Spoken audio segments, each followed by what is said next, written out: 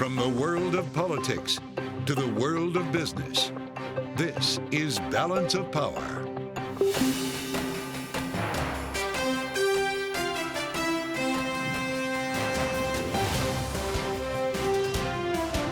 Live from Washington, D.C. From Bloomberg's Washington, D.C. studios to our TV audiences worldwide, welcome to Balance of Power. Alongside Anne-Marie Hordern, I'm Joe Matthew. The temperature rises on the debt ceiling debate as the potential X date gets closer. Now, just 8 days away. Teams for both parties negotiated for hours today, with Speaker McCarthy speaking to reporters just minutes ago, saying things are better today than they were yesterday. Meantime, the White House says the president is standing by. The president will be wherever he needs to be to secure a reasonable bipartisan deal.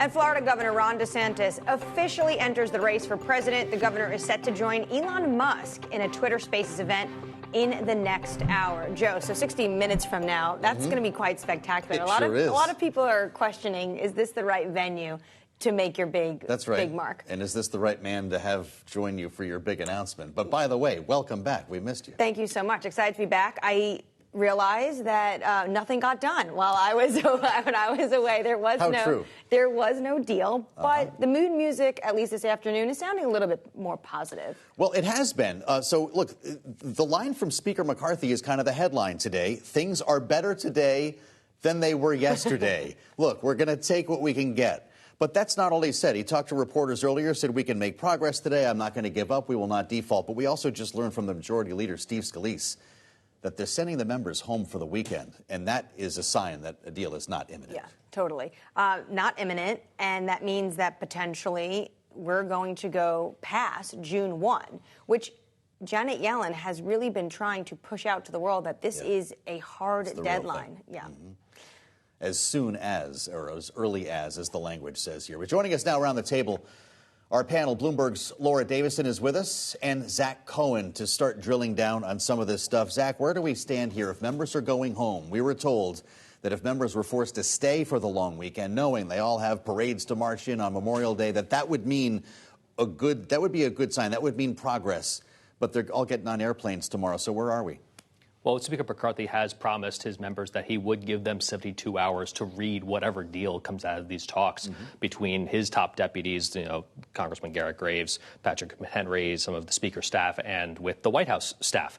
And so that 72-hour rule could be burned over the long weekend. Members could, in between these parades, take a look at this deal, decide what they think, and then come back on, Tuesday, maybe even as early as Monday, and actually vote on a deal. But there is no deal yet.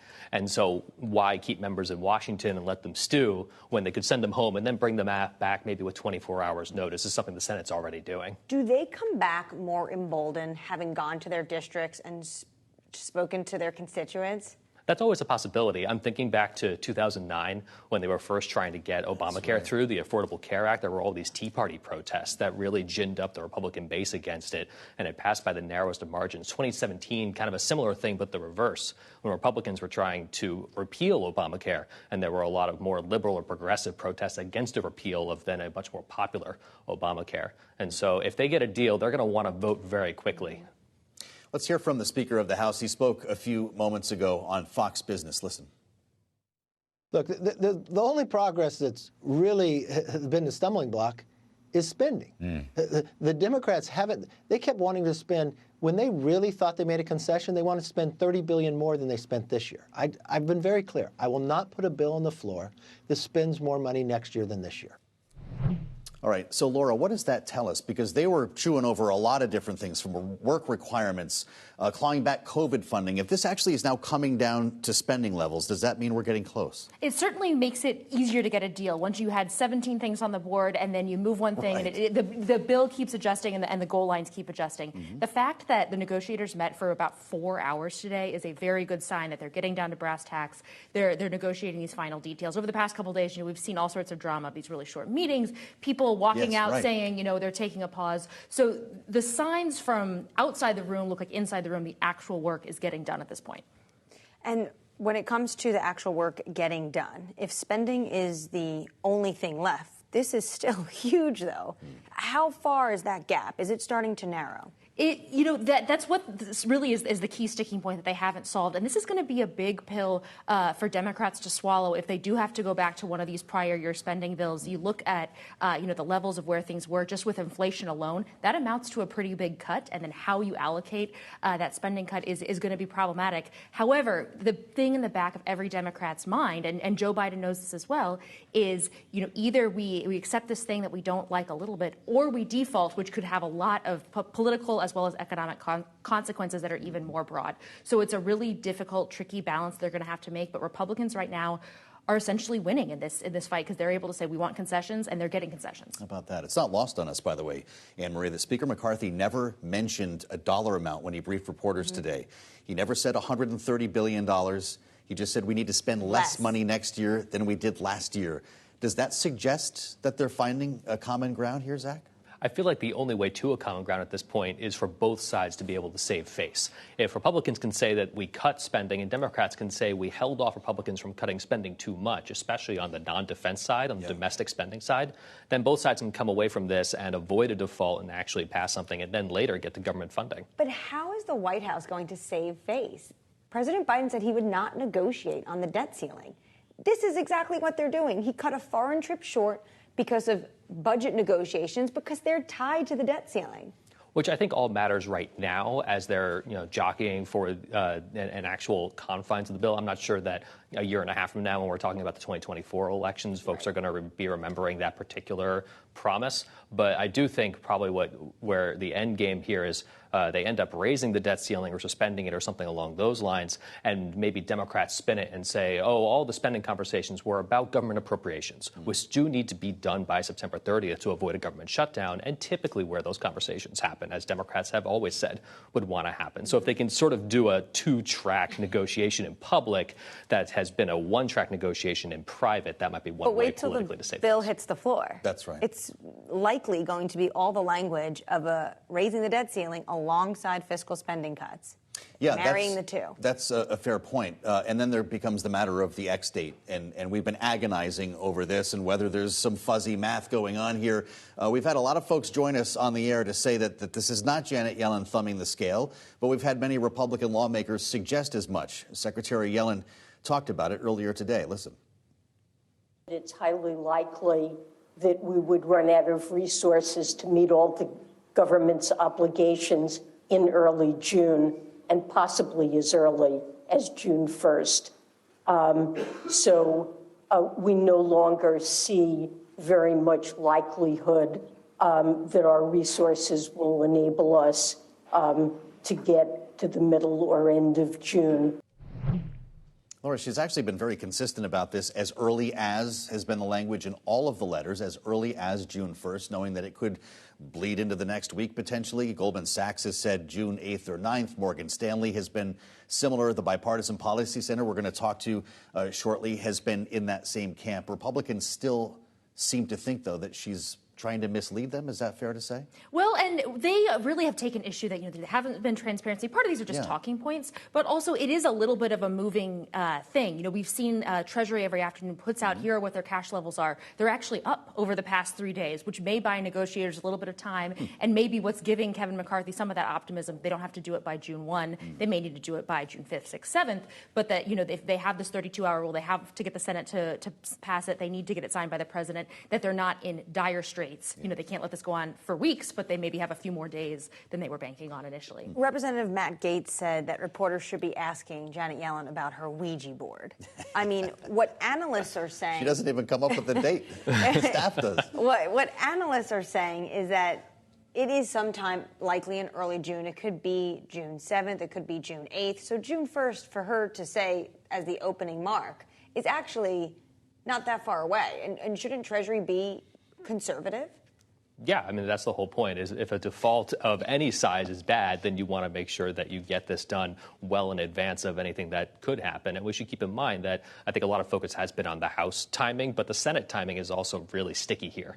They have to get unanimous consent at this point to get something done by June 1st. And I'm not sure that's a given. There are going to be some members who are going to say, whoa, hold up, let's look at this deal. This came over from the House. We haven't had a say in it. Yeah. And so I think the Senate could take a couple of days to get this done as well. And so it's always been in both the Treasury Department's interest and in Congress's interest to try to get something done far in advance of June 1, just to avoid any procedural chicanery. It does seem like kind of a silly thing to be talking about at this point, to be debating whether it's the 1st or the 8th. We need to get it done now. And even if, Laura, the Senate is a rubber stamp here, it seems entirely likely, if not necessary, that there will have to be a short-term solution that comes with a deal, maybe follows a deal. Okay, we come to terms on things over the weekend.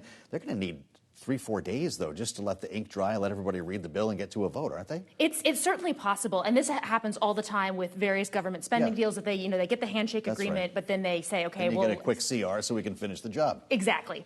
This is a little bit trickier just because this process has been so much more contentious. But remember, as Zach said, it goes over to the Senate. Any single one senator, it can be Rand Paul, it can be Mike Lee, someone who doesn't like this deal can hold it up for hours, and that's where things get really, really tricky. And you might have to see some tweaking. If the Senate tweaks, it has to go back to the House. It's really just a cumbersome process that they still have to get through once they actually get the deal. Yeah, it's going to be very difficult. So they might be able to get a deal, but how many days will it take to actually pass it? I think that's what is giving a lot of angst. Either way, we're on the edge. To Wall Street. And Treasury Secretary Janet Yellen, our thanks to Laura and Zach for joining us. Coming up, we're going to get more insight, of course, on the debt ceiling deadline from Bill Hoagland, Senior Vice President at the Bipartisan Policy Center. That's next on Balance of Power.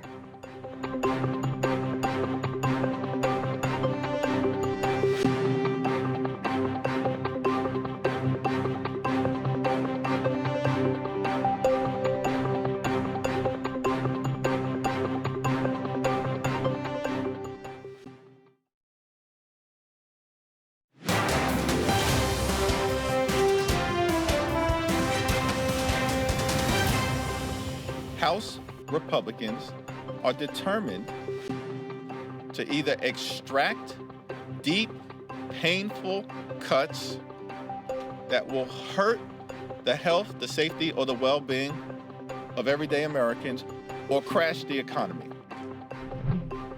Minority Leader Hakeem Jeffries moments ago from Capitol Hill, the Bipartisan Policy Center estimating the U.S. may not be able to fully meet its obligations, most likely sometime between June 2nd and June 13th, if no deal is reached. Joining us now is Bill Hoagland, Senior Vice President at the Bipartisan Policy Center. We've heard a lot of Republicans really questioning how Secretary Yellen was able to get to June 1st. But your estimates are almost very close in line to what she's seeing. Tell us how you got there. Well, it's the same way that the Treasury does. We looked at the history of the expenditures. We looked at the daily Treasury statements of the revenues coming in.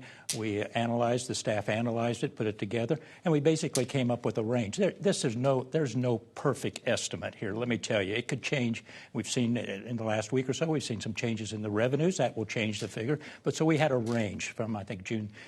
We think we are in a very, as we like to say, skating on thin ice right now until the second quarter payments come in. If we make it to the second quarter payments, estimated payments, that would carry us probably to the end of the month of June, and that would then, its extraordinary measures might kick in, and you could carry but this right now is a time to act quickly on the part of the administration and the Congress to avoid a default. So if we're on thin ice here, Bill, we keep hearing from Republican lawmakers. I spoke earlier today with Senator Bill Cassidy of Louisiana, suggesting that not only is Janet Yellen somehow thumbing the scale, but is just being dishonest about this, that there's in fact more time to play with, that it's a manufactured crisis, are words that we tend to hear.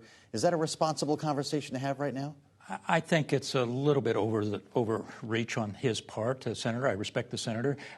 All I'm trying to say, we should all note that this is not an easy estimate to make. It depends upon lots of things happening. We don't know what might happen. There might be a disaster that would create a draw real quickly here in the next few days. So we try to look at this in a reasonable way, and it's a range. The fact that she put June 1, stuck to June 1, quite frankly, is very close to where we were and have been. So that, from my perspective, it is a reasonable position for the Secretary. Obviously, I think also, as we know, and that's in your previous witnesses here, Yeah, I don't call them witnesses, do you? You call your witness, Everyone's testifying in Washington, Bill. It's all right. Your previous guests here. That's going to take some time, even if you got an agreement, in terms of putting it together, getting it through the House, getting it through the Senate, drafting it as a former staffer. It will take some time to put this together, just in legislative language, to put it together. So it takes some time. So the fact that she's pushing it to saying June 1, I think, is important as a starting point here. So I'm not going to criticize the Secretary for saying June 1. When will we actually know if there were to be a default? Would it be the evening before? Because they're looking at the cash balance. You'll know it when it happens. How's that? You'll know it when it happens, because at that particular point, we'll know exactly what that the revenues and the expenditures, that we do not have cash in the bank, so to speak, at that particular point. I can't say exactly. As I say, we have a range here. It depends. But we'll follow the daily Treasury, and Treasury will be able to tell us when we have defaulted. Now, listen, I don't think we're going to default. God help us. But we could make a mistake. We could slip up somehow. And that's the part that bothers me most right now, since this is a very dangerous period the next few days. We're 8 days. It's 8 days away from June 1st. The idea of the forced error. You spent a lot of years on Capitol Hill. You're still in touch with appropriations on both sides of the aisle here.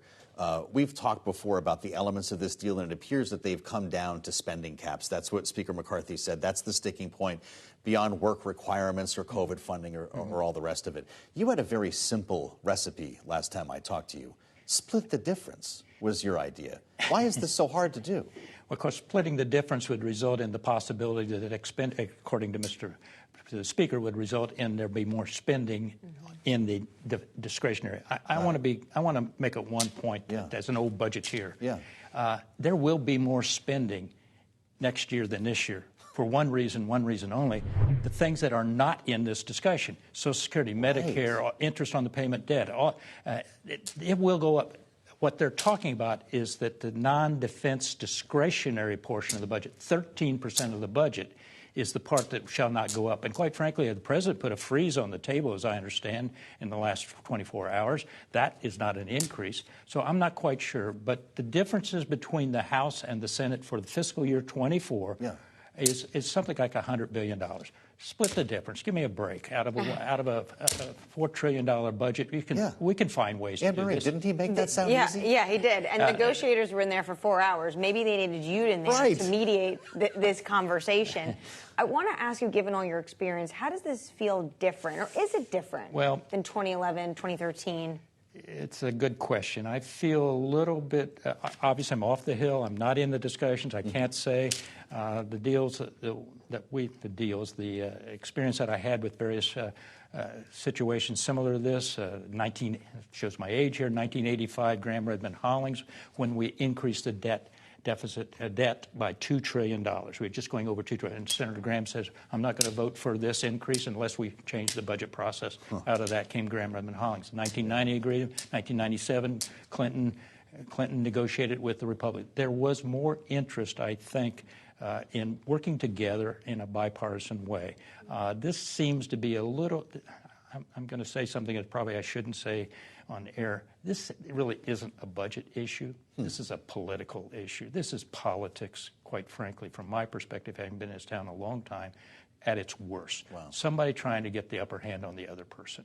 And because if you're talking about deficit reduction and debt, you don't take 75, 80% of the budget off of the table. You don't take taxes off the table. You don't take all the things that the President and Republicans have taken off the table. So this has very little to do with the budget. On both sides. On both sides. How about that? Great to have you, Bill. Thank you for coming in. Bill Hoagland with the Bipartisan Policy Center. He's Senior Vice President and bringing some sense of reason to the conversation here in Washington. Coming up, when is the X date? Treasury Secretary Janet Yellen consistently saying that yes, as early as June 1, but Bloomberg's Kayleigh Lyons will be with us just out of the break with more on why it's so hard to know for sure. This is Balance of Power on Bloomberg TV.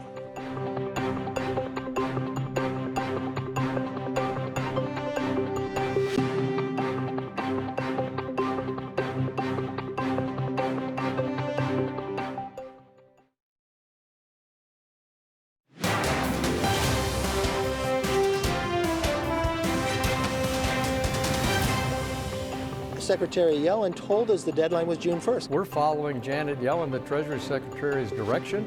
We're negotiating. We're using that date as the date.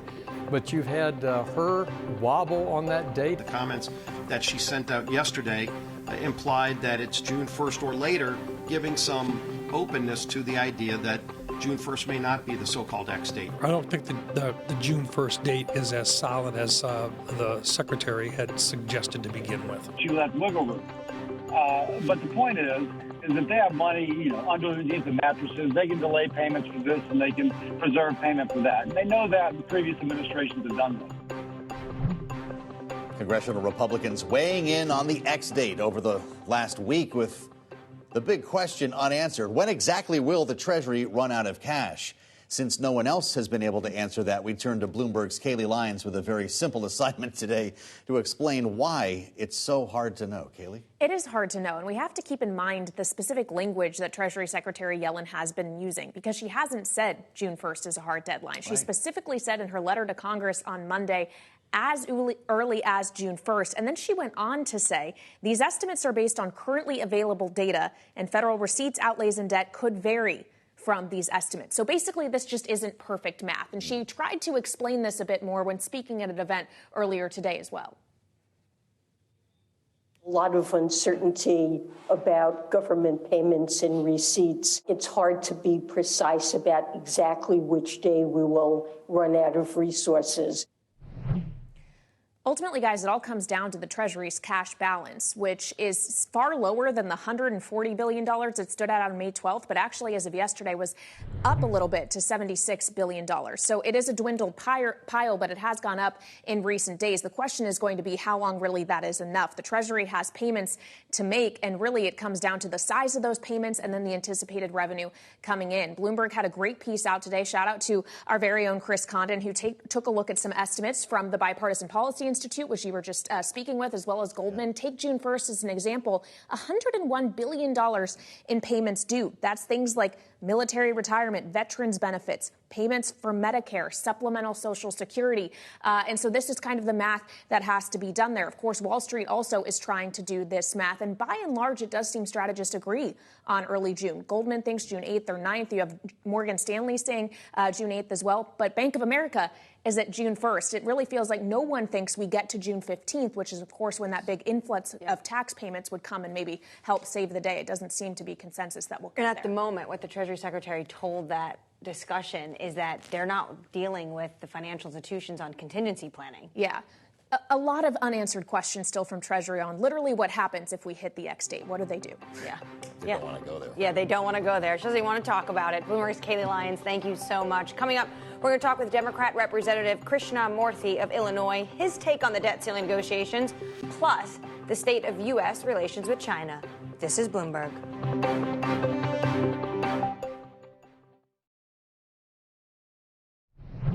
Now, keeping up to date with news from around the world, here's the first word. I'm John Hyland. U.S. prosecutors are reviewing stock trading by some of First Republic's employees during the lender's recent collapse. The Justice Department is looking at whether anyone working at the firm used inside information in transactions as it was crumbling in the second biggest bank failure in American history. The probe is still in its early stages. Target is removing some LGBTQ-themed merchandise after threatening behavior by some customers ahead of Pride Month in June. The threats and the company's reaction are thrusting Target into U.S. culture wars around same-sex relationships and transgender individuals, which have roiled social media websites and corporate boardrooms. Target didn't say which items it will remove. NVIDIA is profiting from the boom in demand for artificial intelligence. The semiconductor company gave a bullish revenue forecast for the current quarter, adding to confidence that the world's most valuable chip maker can keep thriving in its business. The outlook shows that NVIDIA is benefiting from booming demand for AI services. The company has positioned itself as a top provider of components for training artificial intelligence software. Singer Tina Turner has died. The rock great passed away at her home near Zurich, Switzerland today, according to her spokesman. Turner gained notoriety in the late 60s as singer of the band Ike and Tina Turner Revue. She became a worldwide superstar later on, and her solo act included 3 decades of sold-out stadium tours. During her lifetime, Turner sold more than 180 million albums worldwide and received 12 Grammy Awards. Tina Turner was 83 years old. Global news, 24 hours a day, on air and on Bloomberg Originals. Powered by more than 2,700 journalists and analysts in more than 120 countries. I'm John Hyland, and this is Bloomberg.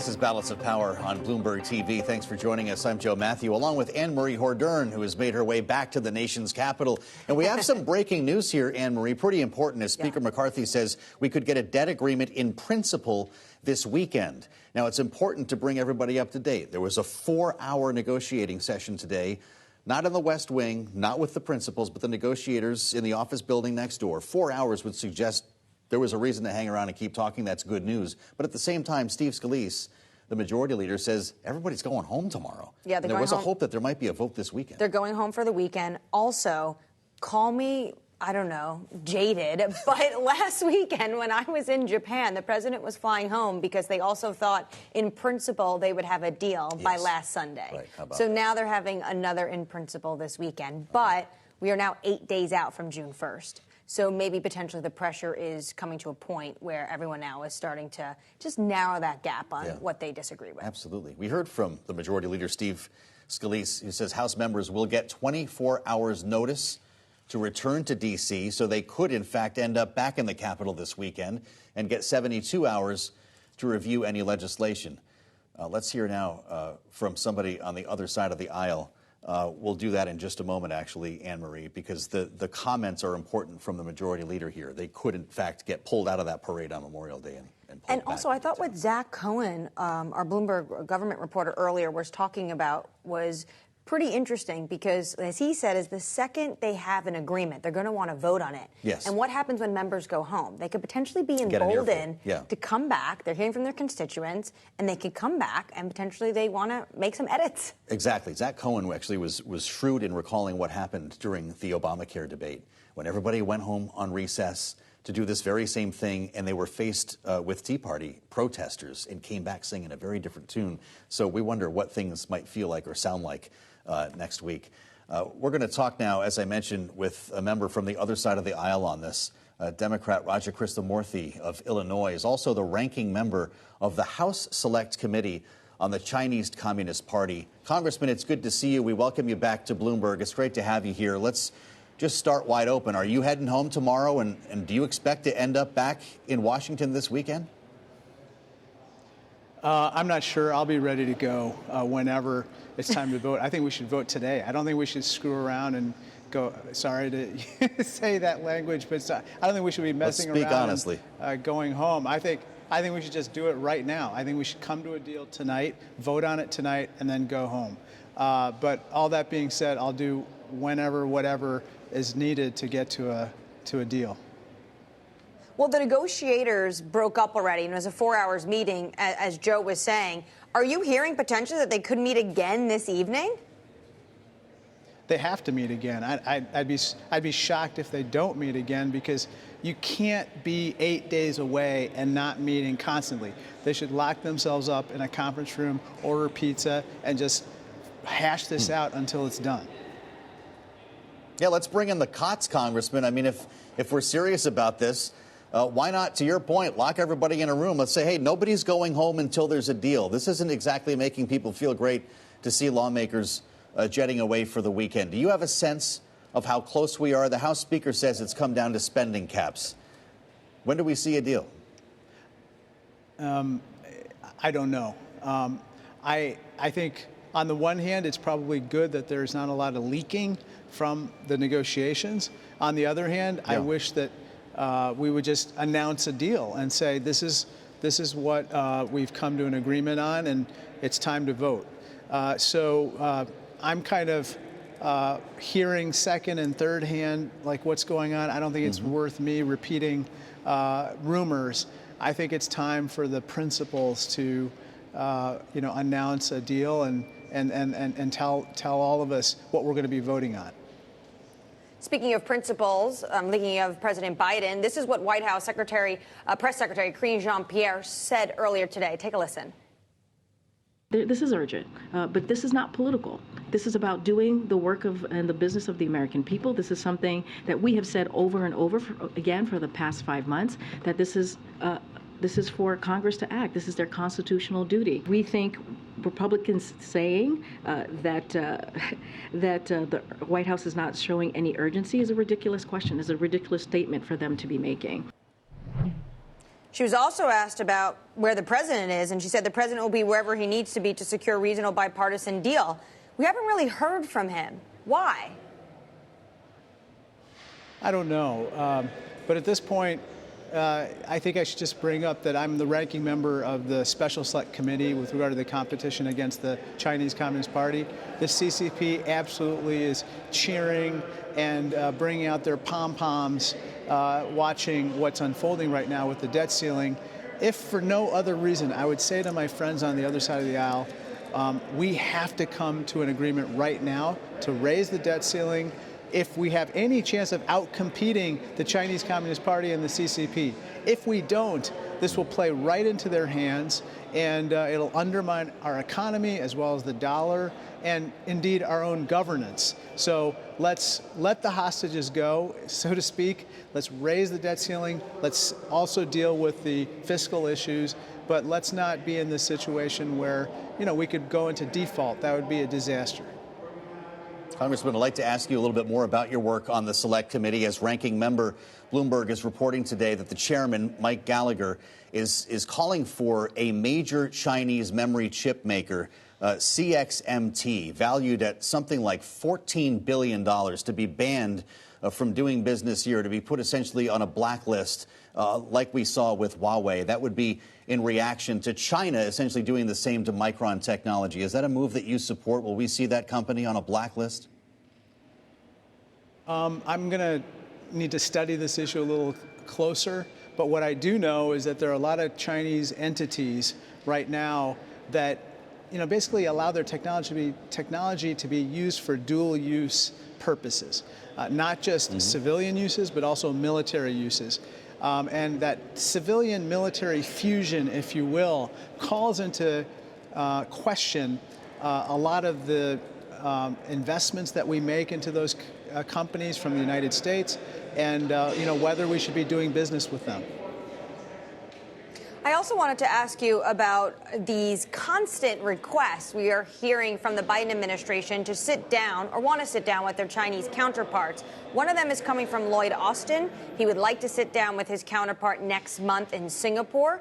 But the Chinese defense minister has sanctions on him. And I asked the president in Japan if he would consider lifting those sanctions, because potentially that's one of the barriers that's withholding this meeting. And he said it's under discussion. Do you think potentially easing of some sanctions could be appropriate to maybe make sure that American officials are sitting down with their Beijing counterparts? Possibly. I think at this point, if we need to be talking to their upper echelon officials, and we should be, to make sure there's no miscalculations, no mistakes, and also to make very clear what are our red lines in the relationship, then we have to do whatever it takes to have those discussions happening. I want to ask you about infiltration into our research security by the CCP. Congressman, should people who participated in CCP talent pools be eligible for research grants here in the U.S.? Is that something that you've got your eyes on? It really depends. As you know, in the PRC, there's about 80 to 100 million members of the CCP, and the most lower echelon people oftentimes have to join in order to get a job, in order to get ahead in their workplace, or their child needs to even be admitted to a school and so forth.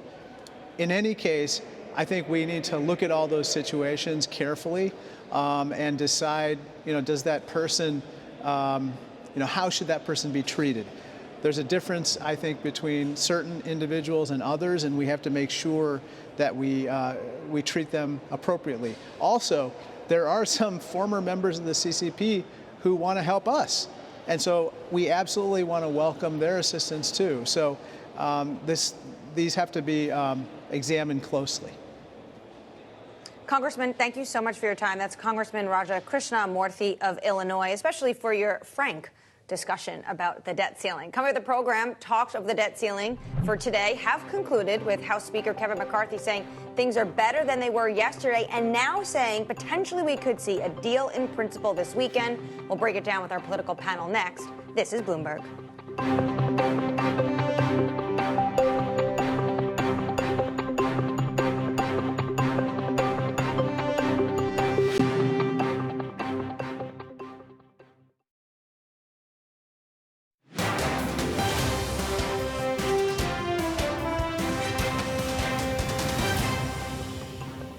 not put a clean debt ceiling on the floor. Why? Because we've spent more than we've ever spent before, and we have the highest debt than we ever had before. I just don't think that's right. I am not going to give up. We're not going to default. We're going to solve this problem. I will stay with it until we can get it done. But let's be honest about this. We have to spend less than we spent last year. House Speaker Kevin McCarthy speaking to reporters earlier today as debt negotiations grind on. And now he says we could get a deal in principle potentially by the weekend. For more, we're joined by our political panel, Lisa Camusa-Miller, Reset Public Affairs partner, and Matt Bennett, Third Way co-founder. Thank you both for joining us on another debt ceiling day. I want to begin with the fact that we continuously keep hearing from Speaker McCarthy. He says that he wants to get it done. He's been begging the president to sit in a room. Are we not hearing from the White House enough? Are the Republicans winning the airwaves? Well, a couple things. First of all, when Kevin McCarthy says, let's be honest, the next sentence is definitely not going to be honest. So I think we saw that again. The idea that we must have cuts to raise the debt ceiling is the kind of central fallacy at the heart of this whole charade. However, to your question about Biden, I don't think so. I mean, he has experienced last year many times the idea that negotiating in public's not great. When they were working with Joe Manchin and with others and with the Republicans in some of the bipartisan bills, the tit-for-tat press gaggles weren't really working for the White House. And I think they've decided to keep the president just negotiating. The other thing is, I don't think they care who wins this press cycle or tomorrow's. What I think they need to do is get this thing done, because ultimately, if we go over the edge, if we default, it's going to be terrible for everybody. But the president, you know, he's in charge, and he'll get most of the blame. Lisa, is it a fallacy? And I ask you that. You heard what Speaker McCarthy said today. We must spend less next year than we did last year. He didn't say we have to cut by $130 billion. Is this about messaging, posturing, or actually saving money? I think it's a good look for the speaker to be gaggling as often as he is. He looks tough. He looks like he's answering the call to get this done right. And so as much as I think that this is also to support the base and those who are asking him to really be tough with the White House, I also think that it's really good optics for him that he is standing up and telling us exactly what's happening in real time. And while many people, Americans, maybe don't follow the X date as closely as we do here at Bloomberg or follow the debt ceiling negotiations, what the message the Republicans will bring next year was we were able to extract spending cuts, right? And isn't that for them a winning message if they want to focus on the economy? Yeah, I think Matt's point is exactly right. The White House stands to lose the most if this doesn't get done right.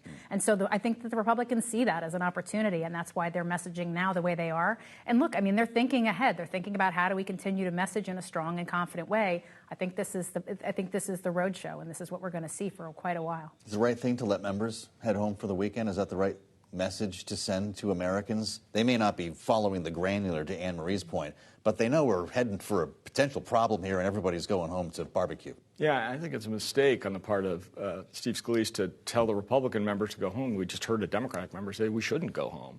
I think it's nuts that they're not doing their job when the most important issue before them is not yet resolved and must be in real time the next week. So I think that was an error. I will say, though, it may be that McCarthy looks tough at these gaggles. I think that's right. But I also think the real proof will be in the pudding if he's tough enough with his members to get this deal done. Because whatever deal can get enough Democrats to vote for it in the Senate isn't going to get 190 Republicans in the House. That's when we'll see if he's tough. So where does that leave, Lisa, his speakership at the end of this? I think he's going to be just fine. And when we talked just weeks ago, I was saying something very different. I didn't always feel that way, but I think he looks stronger today than he was even 6 weeks ago. I do think that the speaker has been in a good position. The fact that he said that it took 100 days for the White House to talk to us about this. We passed a bill. The House has really done a lot to show good faith and to try to get us to a place that makes good sense. And that, to me, the other thing, too, is that nothing makes people act quicker in Washington, D.C. than the threat of having to go home without getting work done. And so it'll be interesting to see if maybe they can't just get this finished before the weekend. Every House Democrat has signed on to Brendan Boyle's discharge petition. Is that just a cover move right now, or is that actually maybe how this ends? Well, let's hope not, because that is the long ball. Yeah, it is. But yes, I mean, if we default, if there's chaos in the markets, if people are, not getting their Social Security checks, then we may need a discharge petition. And I think it was smart for the Democrats to do that. But, boy, that is a tough way to go, and I think everyone's going to have to go to. Yeah, absolutely. Last resort. Lisa, just one quick question on the Treasury Secretary, because she's getting a lot of heat from Republicans. Is it fair? I mean, she's getting this data from technocrats, and, she puts out the letter. Is it fair she's getting all this pushback that they're saying she's manufacturing the date? No, I don't think it's fair at all. But I do think that that's the Republican playbook. That's the political playbook, right? We always beat up the officer that is delivering the bad news from the other side of the party. And so, unfortunately, she is the recipient of that kind of conversation. But no, I think the Treasury Secretary is operating in good faith. She has data that's coming in from people that are way smarter than a lot of our friends up on the Hill. I think we should be listening to her, quite honestly. How about that? Coming up, Florida Governor Ron DeSantis has filed the paperwork. It's official now for his long-anticipated 2024 presidential bid. He'll be speaking live with Elon Musk just moments from now. We're going to break it all down with our political panel next. This is Balance of Power on Bloomberg TV.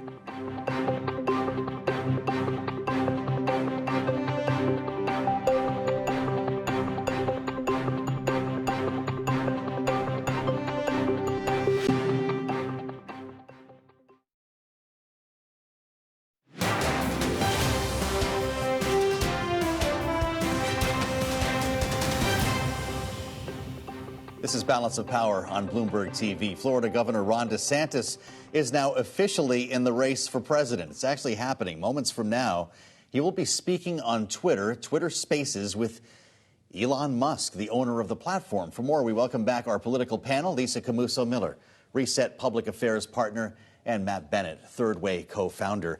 Lisa, what's your thought on this here? If you're advising Ron DeSantis for his Republican campaign, you tell him to get on Twitter with Elon Musk, even though there's no endorsement, and open the door to Donald Trump tweeting live at you. They're going to be taking questions live.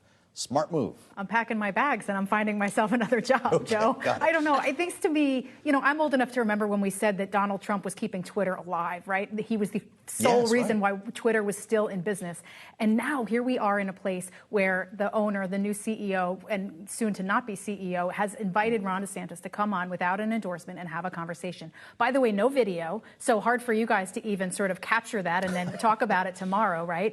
All of the elements of this don't make any sense to me. But I think, and as we sort of started to talk about a little bit even before we got started here today, maybe this is by design. Maybe this is a way to get Donald Trump back to Twitter if you're Elon Musk. This is the TikTok generation. This will be the first president since what? FDR? That is not on a camera speaking to the American people that I need your vote and want to lead this country. That part does seem quite bizarre. How do the Democrats view all this? They're just going to let the Twitter Musk world happen and they just stand back and let Trump and Ron fight it out? This is fantastic. I mean, this is just great theater. Look, a dance video on TikTok probably would have been a better idea than going on with Elon Musk. The problem is, to Lisa's point, when you're a political operative, you have to take the political Hippocratic Oath. And do no harm is the fundamental rule of political communications. And the odds of harm here are astronomical. I think the odds that they will have to walk back something that Elon Musk says, I would lay that at 100%. And so, we'll see. Yeah, we'll see. Look, it's been suggested that he's kind of like a new David Letterman in this case, that he wants to bring all of the candidates in. You go on late night TV. But this is not late night TV. There are no ground rules, and people of all stripes will be able to ask questions in real time. So how much of a risk is this? Well, the risk is very high. And also the risk is, it's interesting to me because so few people really in the real world, outside of the world that we kind of live in, are on Twitter, right? So are people signing up now to ask questions? Are they getting more involved? Maybe this is another way to draw people in. But the other concern is what happens next, right? Where in the world does this take us beyond today? Because there will, in fact, be a lot of walk back. There'll be a lot of risk that's taken. And then what happens from there? I think it's a test of whether or not any other Republican is going to join Elon Musk on Twitter. Lisa Camuso-Miller and Matt Bennett, thank you so much. And, of course, check out the Washington Edition newsletter on the terminal and online. Thanks for joining us on Balance of Power. Nice to have you back. We'll meet you here tomorrow with some news. This is Bloomberg.